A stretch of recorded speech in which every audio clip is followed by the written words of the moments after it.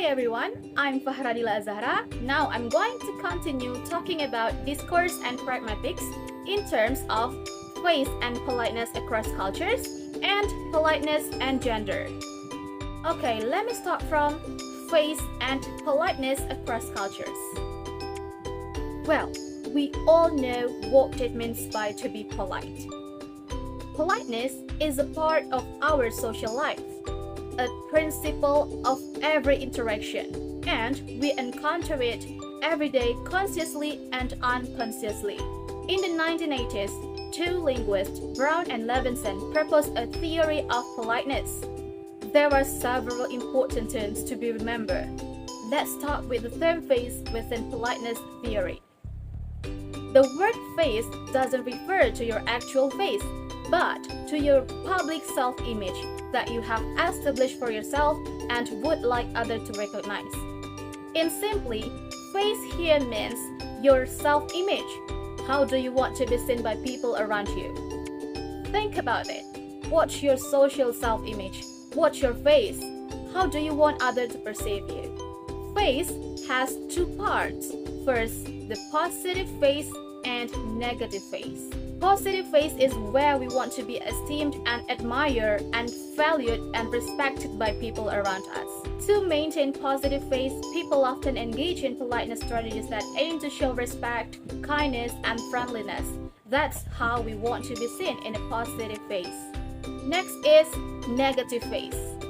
In negative sense, we want to be free from people imposing on our freedom, on our ability to make choices, and on our decision. Let's say SpongeBob SquarePants as the example of positive face. SpongeBob is all about positive face. He is constantly seeking social approval and acceptance from the others, especially from his friends. He goes out of his way to make people happy and maintain positive relationships.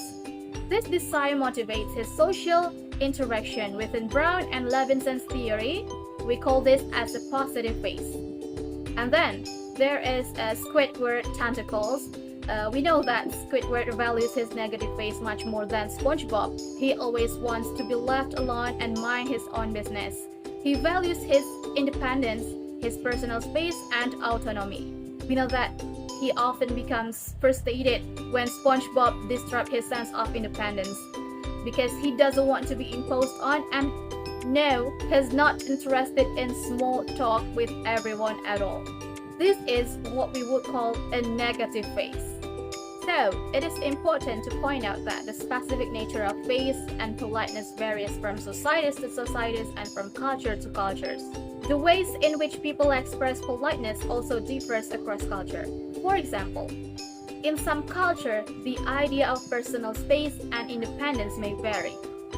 In some societies, parents have more right to interfere in the household affairs of adult children than in others. In some cultures, a bedroom is private and cannot be entered, and in others, it does not. In some cultures also, a refusal of an offer may be merely polite, and in others may be impolite. Next, there are some examples of face and politeness in Indonesian and in Japanese culture. The first one is respect for elders. In Indonesian cultures, we know that showing respect to elders and people in position of authority is very polite. It is common to use honorifics such as the word bapak or ibu when addressing elders or superiors. Meanwhile, in Japan, there is bowing as a gesture of respect. Bowing is a common practice in Japan and serves as a non-verbal way to show respect and politeness. The next is indirect communication. Like Indonesia, Japan values indirect communication to avoid causing discomfort or embarrassment or offense. The examples of how some students would ask a friend to close the window if they were feeling cold. These are the example of they would say in English to English-speaking friend. The first is, "Could you close the window for me?" Can I close the window? Hey yo, close the window, would you? That's the way they say in English to English friend. Meanwhile, these are what they would say in Japanese to a Japanese friend. Isn't it a little chilly? It's cold, don't you think? I wonder why it's so cold today. In Japanese examples, none of the students actually mentioned the window. That's because in Japanese, indirectness is a sign of intimacy and is often used between friends as a sign of mutual understanding and friendship. Okay, now we move on to politeness and gender. There's a belief that women are polite and men are impolite. However, this belief is not necessarily true. In her book, Gender and Politeness, Mills 2003 points out that context has an important role to play in terms of whether what someone says is interpreted as polite or not. She gives the example of straight remarks to illustrate this. If, for example, I say "Hello, gorgeous" to a longtime friend when I see her, this can be taken as an expression of intimacy and rapport. That is, as a positive politeness or involvement strategy. However, if someone calls this out from a building site to a woman walking by, this can have the opposite effect. For the women, it may be an act of harassment. That's why we need to consider who is saying what, to whom, from what position, where, and for what purpose in order to come to a closer understanding of this. Men and women have distinct attitude towards language function and communication styles.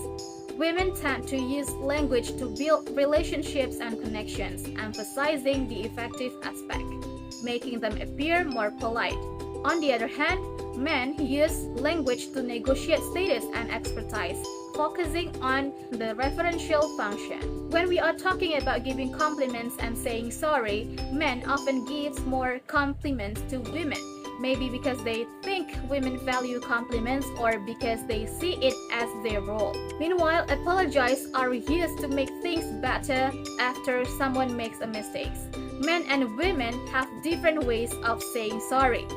Women focus on keeping a good relationship while men tend to use more formal ways to apologize. Okay, I think that's all from my explanation about face and politeness across cultures and politeness and gender. We continue to the next presenter, that is Nurul Maskana. Thank you.